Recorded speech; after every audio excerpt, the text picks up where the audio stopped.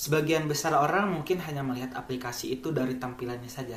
Tapi bagi saya, justru yang paling menarik itu adalah sistem di baliknya.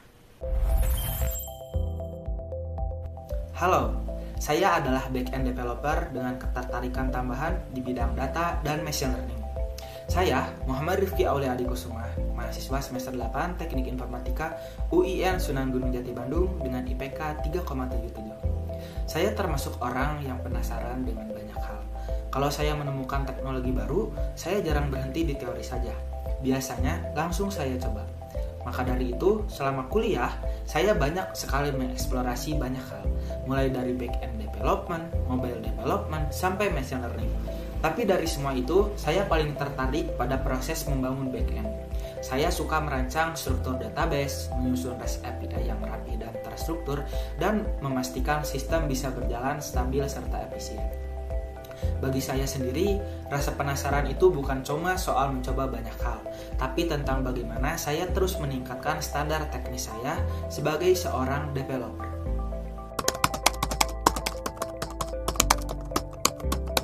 Motivasi saya mengikuti digital internship Telkom bukan hanya sekedar untuk belajar, tapi di sini saya ingin menguji diri saya sendiri dan menaikkan standar kemampuan saya.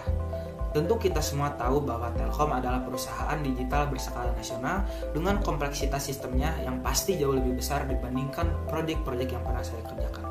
Saya ingin melihat langsung bagaimana sistem production itu dimaintain, bagaimana fitur baru dikembangkan tanpa mengganggu jutaan pengguna. Selama ini saya membangun sistem itu dalam skala akademik ataupun kompetisi. Nah, melalui internship ini, saya ingin belajar di lingkungan nyata di dalam tim developer yang sesungguhnya. Komitmen saya sederhana, saya akan menjalankan setiap tanggung jawab dengan serius, terbuka terhadap feedback dari mentor, dan memastikan setiap tugas yang saya kerjakan memiliki kualitas terbaik yang bisa saya berikan.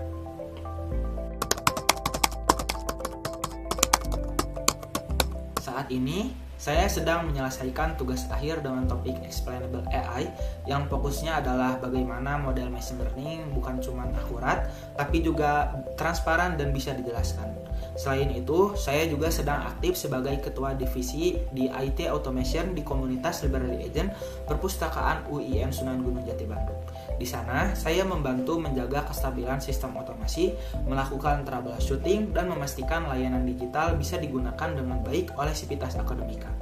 Pengalaman ini bagi saya cukup penting, karena saya di sini belajar bahwa sistem yang saya bangun itu benar-benar digunakan oleh orang lain, dan ketika semisal ada error, itu bukan sekedar bug di layar, tapi juga bisa mengganggu aktivitas pengguna.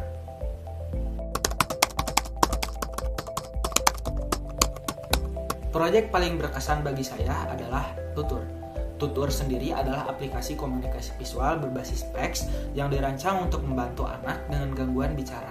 Proyek ini saya kerjakan dari Desember 2024 sampai April 2025 dalam ajang perlombaan Innovillage 2024 by Telkom Indonesia. Di tim tersebut, saya berperan sebagai back-end developer.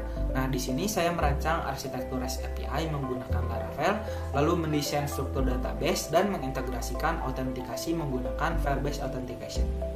Prosesnya saya mulai dari perancangan database, lalu saya membuat endpoint sesuai kebutuhan aplikasi, sampai terakhir saya melakukan pengujian menggunakan Postman.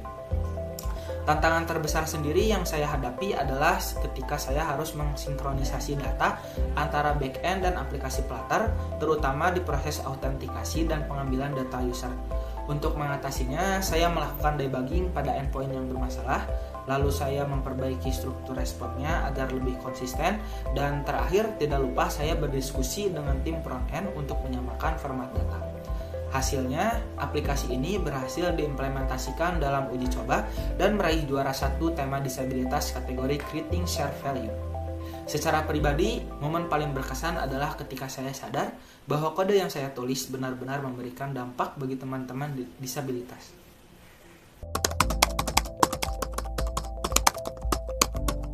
Pertama, dari sisi back-end, saya menggunakan Laravel dan Fast API untuk membangun REST API yang modular dan juga terstruktur.